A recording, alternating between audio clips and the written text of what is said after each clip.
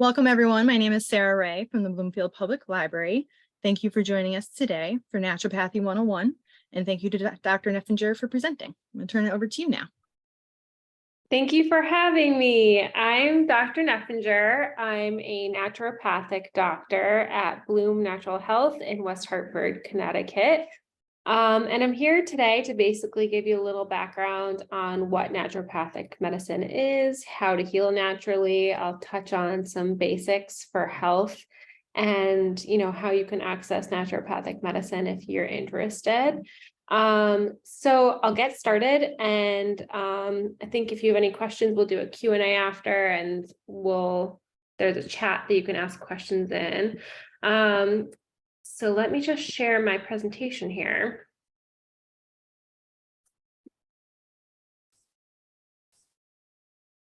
Okay.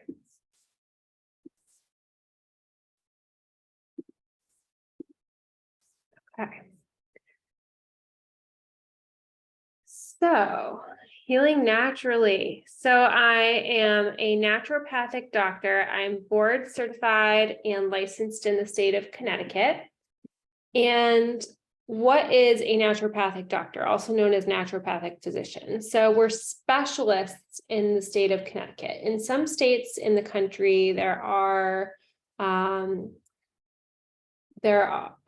considered primary care providers, but in Connecticut, we are considered specialists, and we emphasize prevention, treatment, and optimal health.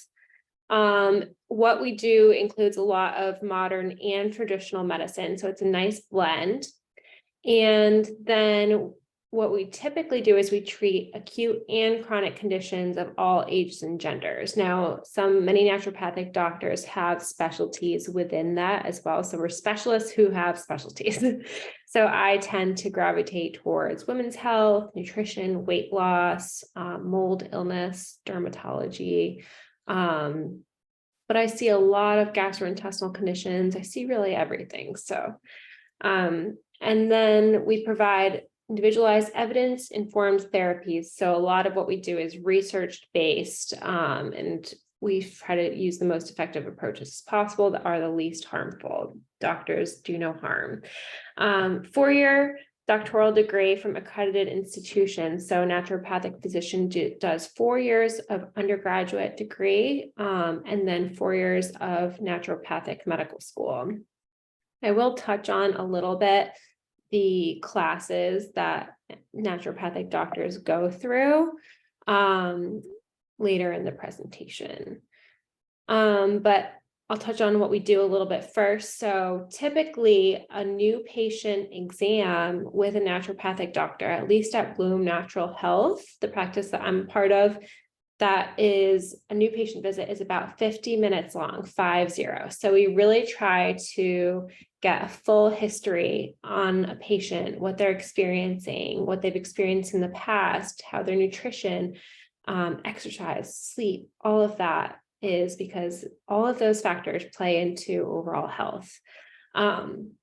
Usually at a first visit, I will order lab work for a patient and dive deep into their health. Sometimes if someone needs immediate relief from a complaint, then I'll give immediate relief when possible, but I really like to order labs and assess those to get an idea of every possible thing that's going on in your body. And then a follow-up is typically about 30 to 40 minutes. Our office does take insurance and offers payment plans discounts to those who are unable to afford it. And I'd say most naturopathic doctors in Connecticut do take insurance. We're very lucky to be able to do that in Connecticut. But there are doctors who don't take insurance, and you would pay out of pocket for that. We use physical exam, lab testing, and diagnostic imaging, just like regular doctors do, to figure out what's going on. These are some examples of conditions we treat. So I know I mentioned some of my specialties, but I see a lot of these all the time, weight management, COVID, helping people stop smoking, digestive issues, acne, insomnia, cover it all. There are many treatment modalities that we tend to gravitate towards with naturopathic medicine. So Prevention really is a big one. So that covers, nutrition, lifestyle. But then when we treat, we also use a lot of nutrition, like specialty diets or helping you just to get to a good diet in general. Botanical medicine, like herbs, lifestyle changes, like exercise, sleep, stress, things like that. Nutraceuticals, those are supplements. Pharmaceutical medicine when needed, even though naturopathic doctors tend to prefer natural treatment whenever possible. I do absolutely still recognize the importance of pharmaceutical medication. So sometimes I'll refer someone to their primary care doctor for prescription when needed. And then physical medicine, I'll often refer for massage, acupuncture, chiropractic treatments, physical therapy. And, even though these are the modalities that I'll use, I'm many times, working with somebody's doctor or referring to other doctors to help complete their total healthcare plan. Principles of naturopathic medicine include do no harm, identify and treat the cause, treat the whole person, the healing power of nature, physician as teacher, and prevention. Those are pretty self-explanatory, but I'd say my focus that I really love is physician as teacher. I think patient education is so important when it comes to creating lifelong change and developing lifelong healthy habits. So I personally spend a lot of time in my visits, teaching a patient why what they're doing might be hurting their health, or why making this change might benefit their health, or going over labs and teaching them about every aspect of their health. But here some classes that naturopathic doctors take throughout medical school. I feel like kind of helps people to understand what we learn and how we treat.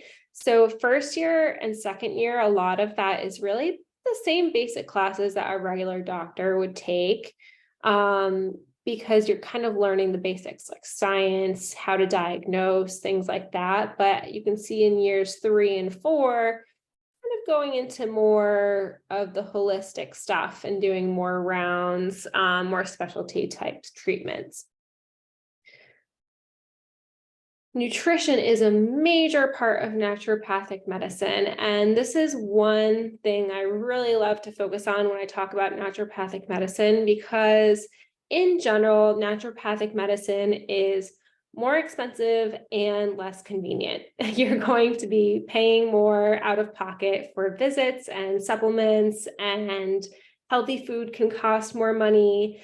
And it takes more of your time, and you have to really want to work on yourself to make those changes. But nutrition is something that pretty much everyone can do, as long as they have the tools. And I like to provide those tools to my patients. Even if you can't afford a certain supplement, you can still decide to change your diet and eat the right foods, and that can make a huge change in your health. So I like to give a lot of personalized nutritional advice after I run labs, especially if I'm noticing certain nutrient deficiencies. Even if someone's in the range that the lab service might give, I see that you're on the lower range, and I might say, hey, you're experiencing this. Why don't we ramp up these foods that you're lacking in? So targeted nutritional recommendations. Sometimes I'll use specialized diets like low FODMAP diet to treat certain gastrointestinal conditions, for example. I like to give education and hydration. I always talk about hydration in my presentations because it is so important, and it's free and it's easy to do. So drinking about half your body weight in ounces, most people should be doing that every day. So for example, a 120-pound person should be drinking 60 ounces of water per day, and more if you're very active. In general, with nutrition, we want to focus on vegetables, proteins, fruits, nuts and seeds, whole grains, and avoid sugar, processed carbohydrates, and alcohol. It's very basics of nutrition right there. I always say eat the rainbow, get as many nutrients as you can in your diet. Many times after I go through labs with a patient, I'll look at, their functional nutrient deficiencies, and I'll give examples of certain foods that they could be eating. For example, iron. If someone's lacking iron in their diet, they can take a supplement, but I really want them to start getting more of that iron in their diet. This is a list of iron-rich foods. And then when eating plant sources of iron, it's best to squeeze some lemon juice on it or drink some lemon on the side, because vitamin C is really important for your body to be able to absorb iron. So little tips like that are really a great reason to see a naturopathic doctor, because you might be eating iron-rich foods, you might not be absorbing them appropriately for whatever reason. So, I think this will be available online if anyone wants to access it later.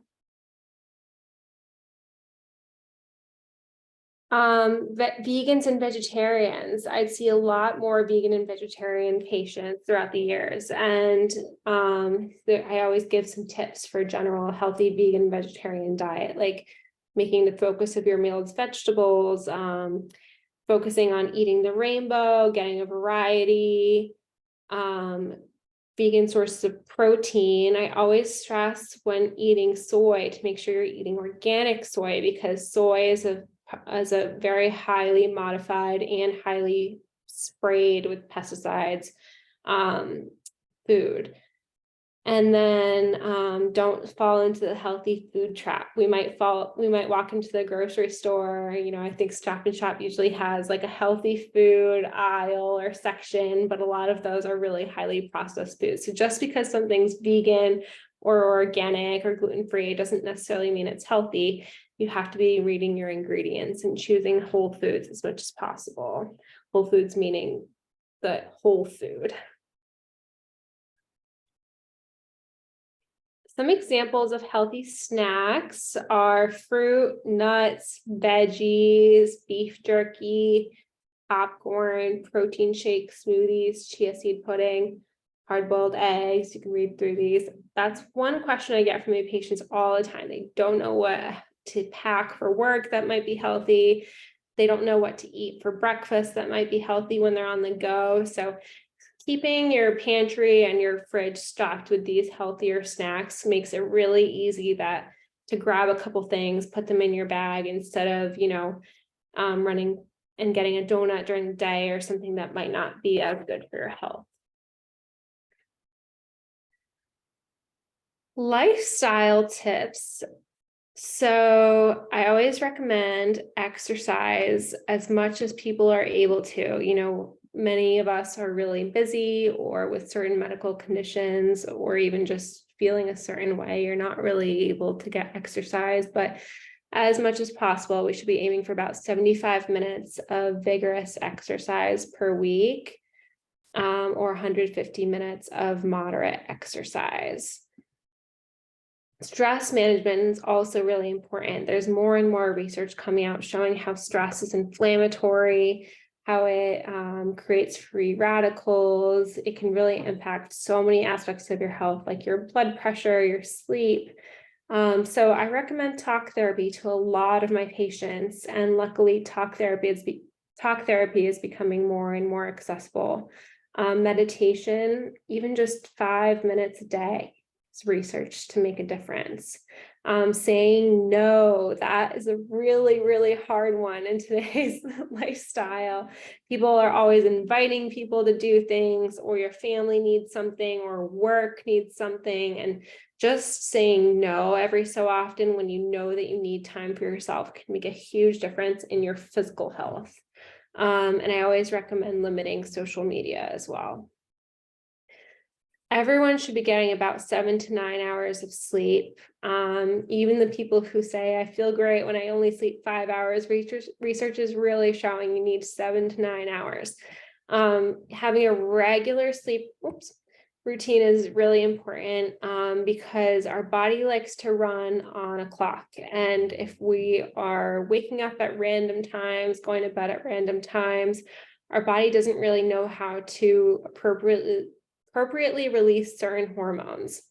So when it comes to weight management or stress management or blood pressure, many different medical conditions, a regular sleep routine is more important than people might realize. And I always talk about sleep hygiene with my patients too, like having a relaxing bedtime routine, avoiding caffeine after noon, minimal electronic use, things like that, because that can affect your sleep. Some general health tips. So I typically recommend that my patients are having a bowel movement every day, formed and easy to pass. Now, whether your doctor is talking to you about that or not, it's definitely important to let your doctor know if you're not having that. And it can be a little awkward to talk about sometimes, but doctors, they hear it all. So definitely let them know. Anything less than that or more than that could be a sign of some gastrointestinal upset.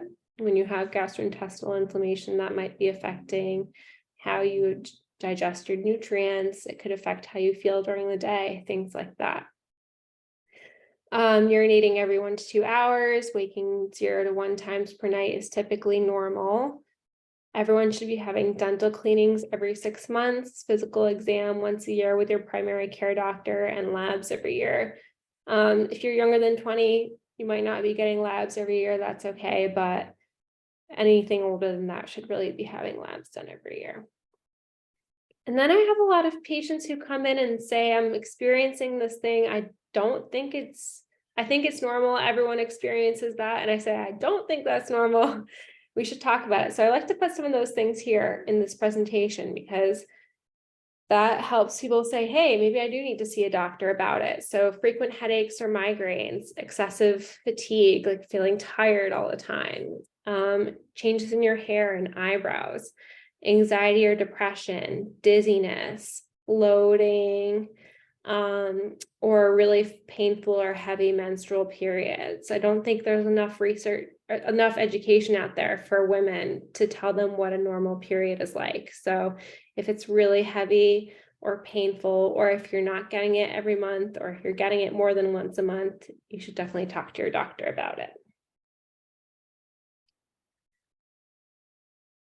So there's some research.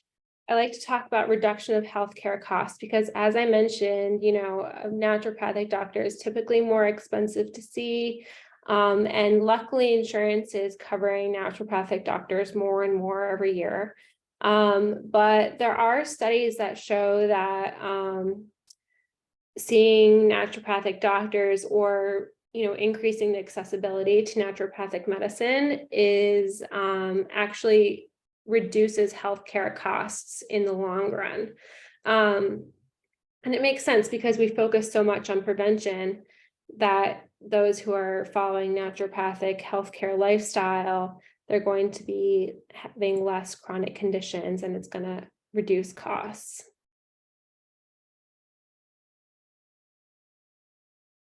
And this one was targeted to type 2 diabetes.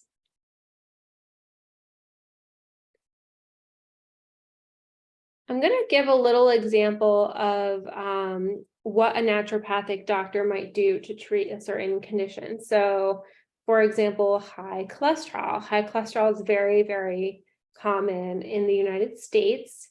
So what would I do as a naturopathic doctor if a patient came in and said, I have high cholesterol, I need to lower my cholesterol? The first thing is running labs because I really want to see what their numbers look like. And some of those patients might be on a medication for their cholesterol, so they might have lowered numbers than what would typically be considered abnormal. But I also like to do, for example, there's a basic cholesterol panel, and then I'll sometimes run an advanced cholesterol panel. So basically it will tell me what your cholesterol numbers are like, but then it will also tell me what your inflammation levels look like, how genetically predisposed are you to a heart condition, how much plaque might be building up in your blood vessels. You can get a general basic idea of that from blood work, but you might need to go for imaging for further analysis. And then maybe you might be on a medication that might be causing high cholesterol. So for example, birth control can sometimes cause high cholesterol in women. And then, so I kind of assess all of those things first, and then I like to start with, prevention. So lifestyle, regular exercise, one of the best things you can do for cholesterol, and it's free and everyone can go outside. So it's really accessible. Weight reduction, losing some weight if applicable, reducing alcohol and tobacco use, and then, nutrition. Maybe I talked about that in the next slide. Yep. Nutrition, which we'll get to in a second. And then supplements. There's a lot of natural things you can use to help treat high cholesterol. Red yeast rice is a good option, fish oil, garlic, vitamin E, and niacin, which is a B vitamin. All of those are clinically researched to help lower cholesterol. Now, I'd never recommend starting a supplement without talking to your doctor first. I want to really stress that. It's really important for everyone here. Don't just go out and buy one of these. If you have high cholesterol, you should definitely be talking to your doctor. So some nutritional tips to lower cholesterol. Cholesterol is such a great example because it's one where you can really help change your cholesterol numbers with diet, and changing your cholesterol numbers directly impacts your risk for heart disease in the future. So proper hydration, drinking water. I know I stressed that earlier. Limiting starchy foods. We used to think it's like a really old school cholesterol mindset to think that, animal fats, animal proteins is what causes high cholesterol. While it does contribute to it a little bit, we're really realizing that more and more, especially with triglyceride numbers, it's a certain type of number that you might see on a cholesterol panel. It's really more starchy foods, anything that breaks down into sugar in your body. That's really going to contribute to high cholesterol more. So we want to limit those foods like potatoes, pasta, bread, crackers, rice, anything that will break down very easily into sugar, and then avoiding simple sugars and sugary drinks and sodas. One really easy way, get out of the sun here, one really easy way to help change your diet is just by removing sugar and sugary drinks like sodas and coffee with sugar. If you're drinking 3 sugars in your coffee, just cut it down to 1. That's a huge change. And then incorporating more healthy foods like heart healthy, anti-inflammatory foods, blueberries, pomegranate seeds, avocados, walnuts, pistachios, nuts and seeds in general, any sort of colorful fruit and vegetable, dark leafy greens. Avoiding oils. So one question I get a lot from my patients is, what kind of oils should I be using to cook with? My general answer is, if you're cooking at high heat, avocado oil is better. So you can buy it in liquid form or a spray at most grocery stores.